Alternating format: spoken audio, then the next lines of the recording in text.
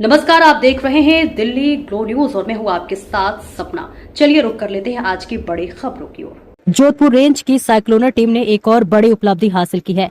साइक्लोनर rod team ने 5 quintal से ज्यादा गांजे की खेप बरामद कर 2 तस्करों को पकड़ा है। नशे की खेप को ओडिशा तेलंगाना राज्य के मलकानगिरी सीमा से लाया जा रहा था। गांजा नए साल के सेलिब्रेशन के लिए जोधपुर के रास्ते हरियाणा पंजाब में सप्लाई किया जाना था। खाली नजर आने वाले स्टॉल में वैक्यूम साइट में तहखाना बनाकर बड़ी मात्रा में गांजा लाया जा रहा था। पुलिस ने चालक और खलासी को पकड़ा है। अब तक की पूछताछ में सामने आया है कि गांजा जेल में बैठे एक अपराधी की तरफ से ऑपरेट कर मंगाया गया है। मारवाड़ में गांजे का कारोबार भी शुरू किया जाना था। बरामद हुए गांजे की अनुमानित कीमत 70 से 80 लाख रुपए होना बताया गया है। टीम ने पूरी कार्रवाई ऑपरेशन मनुहार के तहत की है। जोधपुर रेंज आईजी विकास कुमार ने बताया कि नए साल के जश्न एवं शौक मौज के लिए मारवाड़ में मादक पदार्थों की तस्करी बढ़ने की आशंका में साइक्लोनर टीम को सचेत कर रखा है। टीम को ओडिशा के रास्ते जोधपुर और हरियाणा पंजाब में गांजा सप्लाई करने को लेकर इनपुट मिला था। इस टीम ने ओडिशा से ही नजर रखनी शुरू कर दी थी और इसका पीछा करने लगी। बीच रास्ते एक ढाबे पर टीम रुकी तथा संबोधा तस्करों को भनक लग गई कि आज साइक्लोनर टीम पीछे लगी हुई है।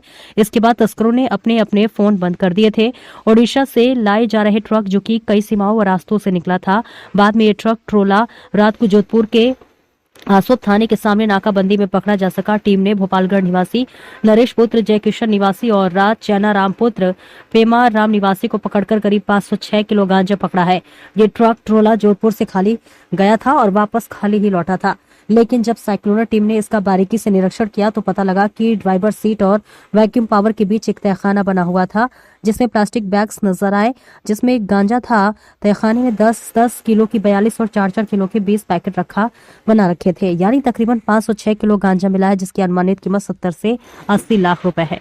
जोधपुर रेंज की जो साइक्लोनर टीम है उसको एक और बड़ी सफलता हासिल हुई है। जैसा आप लोगों को विदित है कि मादक द्रव्यों का ये जो अवैध धंधा है जो एक पूरी युवा पीढ़ी का भविष्य तहस नहस कर रहा है और जिसका एक बड़ा गढ़ हमारा मारवाड़ क्षेत्र बना हुआ था, तो साइक्लोनर सेल ने इसको एक बड़ी मुहिम के रूप में ले रखा है और मादक द्रव्य के तस्करों के खिलाफ, भगोड़ों के खिलाफ और इसका ये जो धंधा है, जो कारोबार है, उसके खिलाफ लगातार बड़ी कार्रवाइयां चल रही हैं। उसी की अगली कड़ी में साइक्लोनर की ये 66वीं कार्रवाई हुई ऑपरेशन मनुहार। ऑपरेशन मनुहार के तहत एक बड़ी सफलता अर्जित करते हुए 5 क्विंटल से ज्यादा गांजा, करीब 506 किलोग्राम से भी ज्यादा, जिसका अनुमानित मूल्य, अधिकृत मूल्य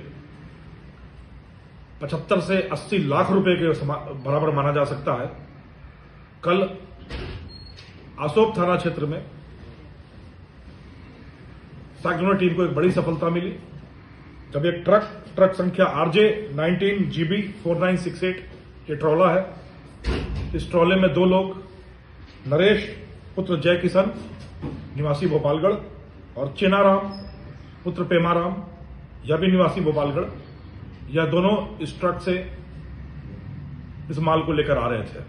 अगर आप देखेंगे तो इसमें 2-3 बहुत ही दिलचस्प ट्रेंड है। पहली चीज इसमें जो खासियत आई है कि एक पूरा ट्रॉला, खाली ट्रॉला यहां से उड़ीसा ले जाया गया। ट्रॉले में ड्राइवर और ट्रॉले के बीच की जो जगह है उसमें एक वैक्यूम रख के एक हॉलो चैम्बर बनाया गया, गुप्त तहखाने की तरह चैम्बर बनाया गया और उस चैम्बर में उड़ीसा के मलकानगिरी जिले के जयपुर इलाके से, उड़ीसा के मलकानगिरी के जयपुर इलाके से यह गांजा भरवाया गया। यह गांजा 10 किलोग्राम के 42 पैकेट और 4 किलोग्राम के 20 पैकेट, यानी इस तरीके से यह 506 केजी का पैकेट बनाकर बड़े तरीके से छिपाकर उस तहखाने नुमा चैम्बर में रखा गया था और खाली ट्रॉला गया और खाली ट्रॉला लेकर आया था। हमारी टीमें, साइक्लोनर टीम ने एनसीबी के साथ समन्वय किया और उड़ीसा में जहां से यह माल भरा जाता था वहां पर हमने तकनीकी और मानवीय रूप से सूचना विकसित की और वहीं से इस ट्रक का ट्रैकिंग शुरू किया। राजस्थान सीमा में घुसने के बाद हमने फिजिकली इसका पीछा करना शुरू किया। हम लोगों की मंशा यह थी कि यह जहां डिलीवर होगा, जहां लाकर गोदाम में रखा जाएगा, जिनको दिया जाएगा, जिसको हॉट परसुइट बोलते हैं हमारे तकनीकी पुलिसिया भाषा में, तो वह करने का प्रयास किया। पर बीच रास्ते में कहीं पर यह ट्रॉला किसी ढाबे पर चाय पीने रुका। हमारी टीम उसके पहले ढाबे पर रुक गई और उस ढाबे पे किसी ने सेक्लूना टीम को पहचान लिया और इनके जासूस हर जगह लगे होते हैं। फिर इन तक यह खबर पहुंचा दी गई कि कहीं सेक्लूना टीम आपका पीछा तो नहीं कर रही है, और फिर ये हड़बड़ी में आ गए और इनकी वह कवायद चलने लगी, कहीं छोड़ के इसको निकलना पड़ेगा, क्योंकि जिन लोगों से यह संपर्क में थे उन सबके फोन धड़ाधड़ बंद होने लगे। तो हमारी समझ में आ गया कि कहीं ना कहीं कोई चीज हो गई है। तो फिर आसोप थाने के बाहर नाकेबंदी लगाकर यह धरपकड़ की गई, जिसमें दोनों व्यक्ति, दोनों आरोपी जो ड्राइवर और खलासी बन के आ रहे थे, वह दोनों भी पकड़े गए और यह पूरा माल बरामद हुआ। इस पूरी कवायद में एनसीबी का बहुत सहयोग रहा और मानवीय और तकनीकी आसूचना संकलन और संश्लेषण का एक अद्वितीय अप्रतिम उदाहरण रहा। पूछताछ में बड़े हैरतअंगेज खुलासे हैं। बहुत ज्यादा मैं प्रकाश नहीं डालूंगा, क्योंकि अभी हम लोगों का जो ध्यान चल रहा है वह ध्यान केंद्रित है कि कहां से लाया जा रहा था, किन व्यक्तियों के थ्रू और किन व्यक्तियों के लिए था। बट दो दिलचस्प चीजें मैं इसमें आपको बताऊंगा। पहली यह कि यह कारोबार, जो एक अन्य आरोपी का भी नाम इसमें आ रहा है, वह जेल में बैठा इस कारोबार की धुरी बना बैठा है।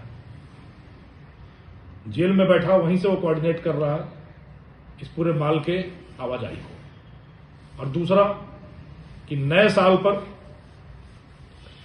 ऐश मौज के लिए यह माल पंजाब और हरियाणा में आपूर्ति की जानी थी।